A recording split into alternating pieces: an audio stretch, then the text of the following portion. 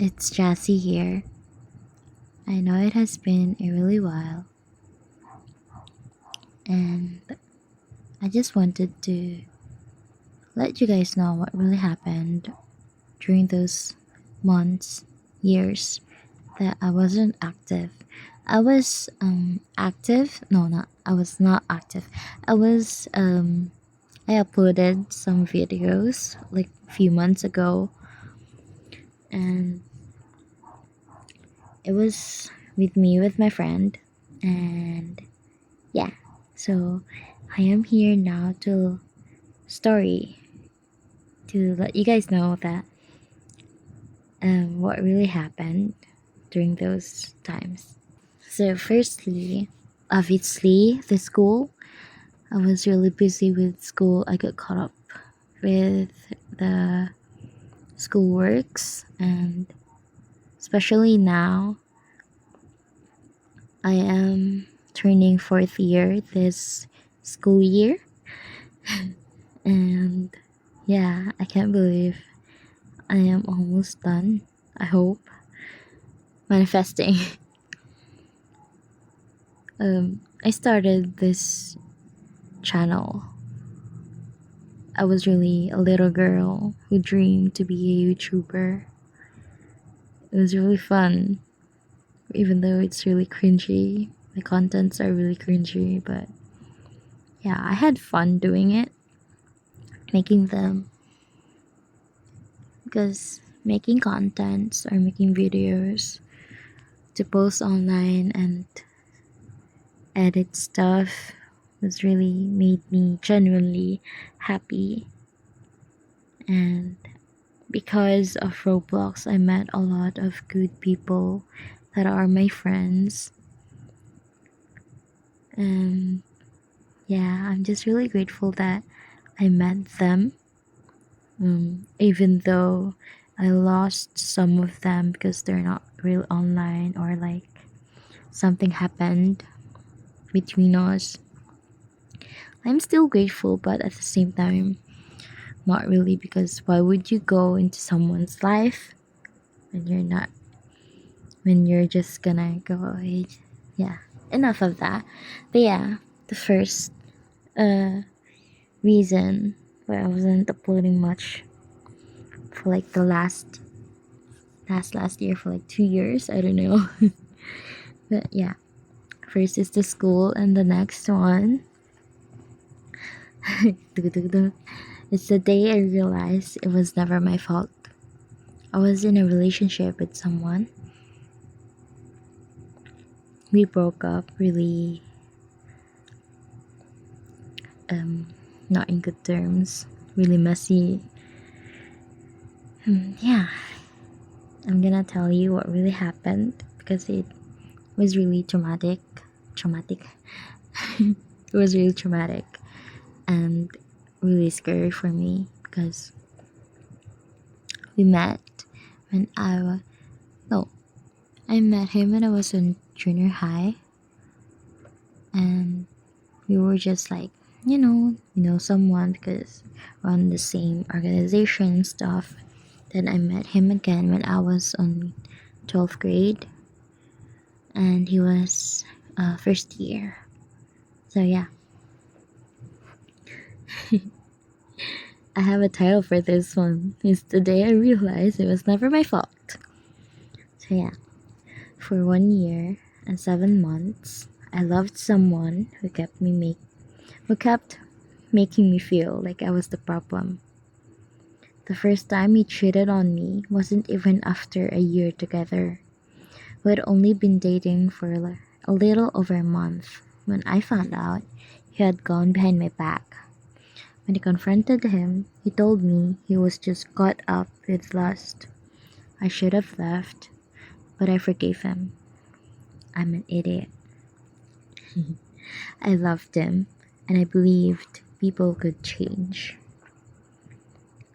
He did it when we were just a month together, and I just found out 12 months after, before our first year anniversary. So yeah, Then months later, during one of our practice sessions, exhausted and drained from everything going on, I found something else on his phone. He was flirting. He was flirting with another girl. I had just got him, but instead of explaining himself, apologizing, or trying to fix what he did, he immediately wanted to check my phone.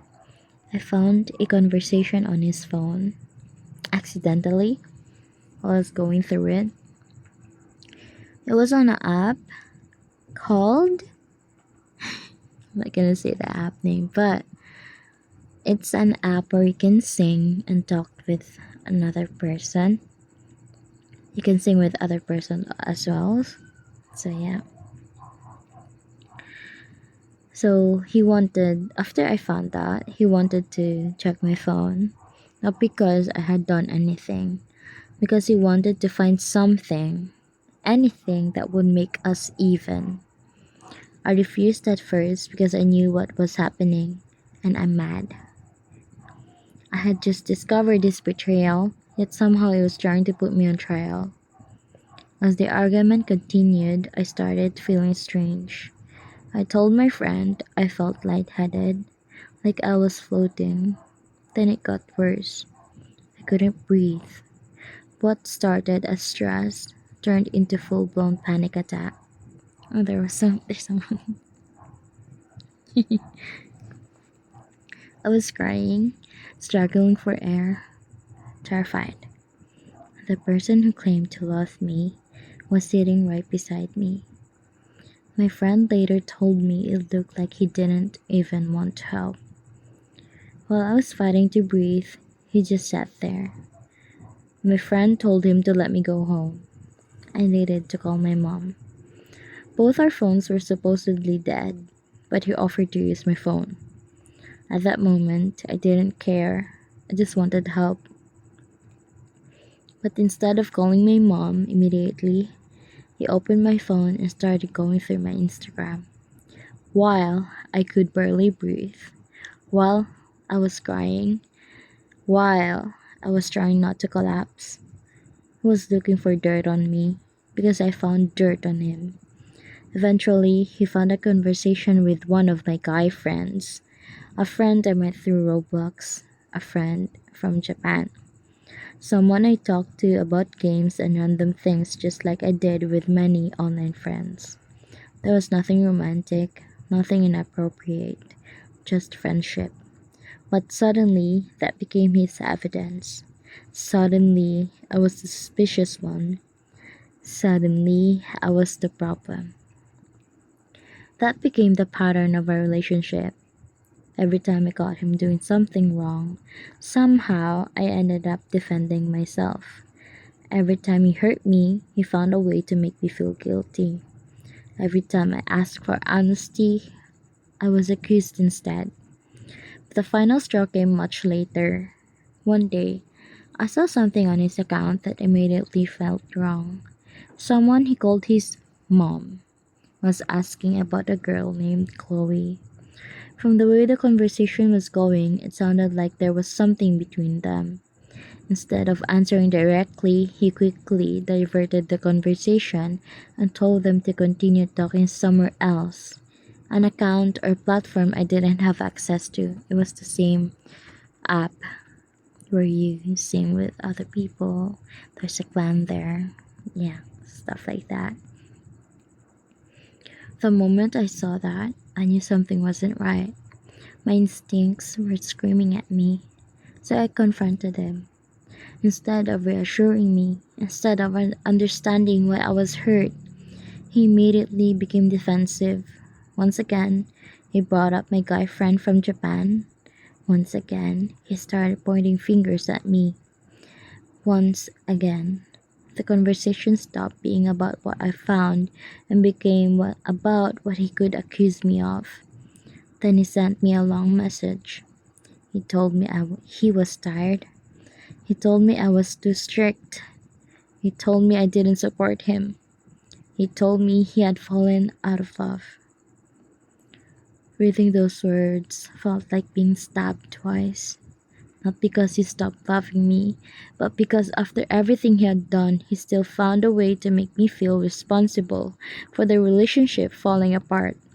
The cheating, the flirting, the lies, the broken promises, the constant blame shifting. None of it was his fault according to him. It was mine.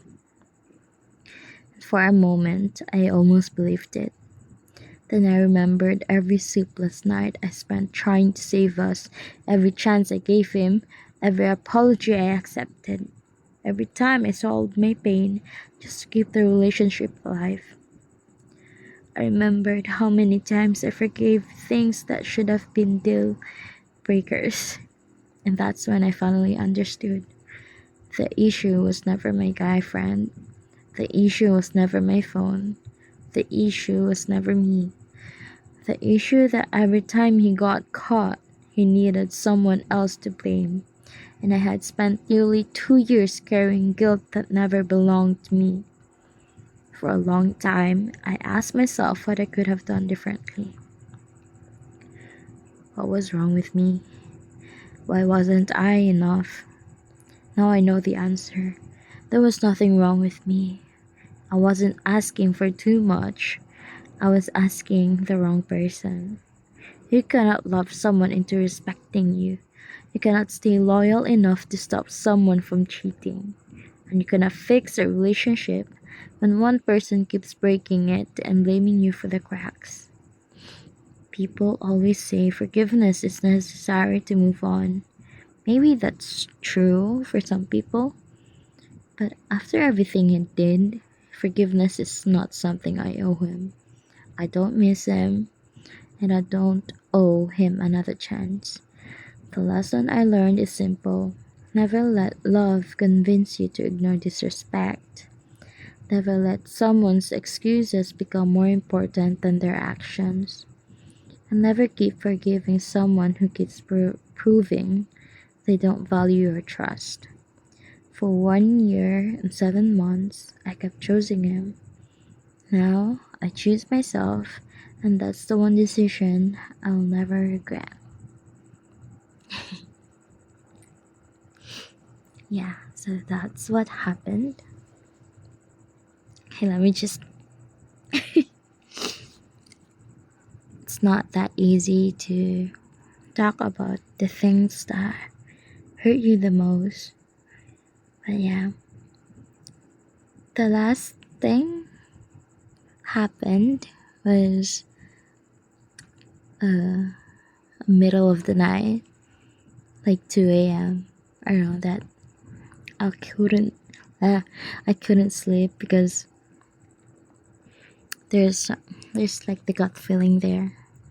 And yeah, so I went through his account because we were on an open account because of the past cheating allegations. But yeah, so happened 2 a.m. It was really hard to cry because everybody's sleeping. Yeah, and it was really funny because it was also the, what do you call this? It was also the intramurals of my school. It was really funny because I came to school with the really puffy red eyes because I bawled my eyes out. I didn't sleep. So I needed someone to talk to. So I went to my sister. I knocked on her door and she said, "What?" She was not still sleeping that time also. I was crying. I was from the bathroom. That's where I cried my eyes out. But I couldn't hold it anymore. So I went to my sister's room. I knocked and then she let me in. Then she was shocked because she saw me crying. My eyes are really puffy. So she was like, "What happened?" Then I went there. We sat and then I hugged her. And then I told her we broke up, blah blah blah. Then she comforted me that night. It was really funny, but it was also sweet because my sister is not really that open or like clingy to me. But it was not the first time, but it was like I felt really loved because she was there comforting me while I was crying, and then she said what really happened. Then I told her about that. I made her read everything, and there, after that, I couldn't tell my mom, but I was getting ready because there's still a parade really early in the morning. Like, I need to go there like 5 a.m. Yeah, so I was getting ready, and then my mom woke up, and then she said, "What happened? Blah blah blah." I told her I'll tell her later. And then, yeah, I went to school. I have an eyeglasses on. And then I met my best friend there. She told me she saw my eyes, and then she was like, "What happened?" Then I couldn't hold my tears that time. So I dragged her away from my group mates. And then tears just falling down. Wala. We're not what do you call this? We broke up, blah blah blah. And then she was really shocked, and then after that she comforted me, and other people saw me crying, so they comforted me also. And yeah, that was really that what I can't speak, but yeah, that's what happened. It was like it happened 2024, almost 2 years now. But right now, I am happy, I am contented with my life, and I am almost done with my thesis. But yeah, thank you guys for watching this, and I hope you guys have fun as I am having fun. And yeah, see you soon. Bye bye, lovies. And that's take care always, you guys. Love yourself before you love someone else. Bye bye.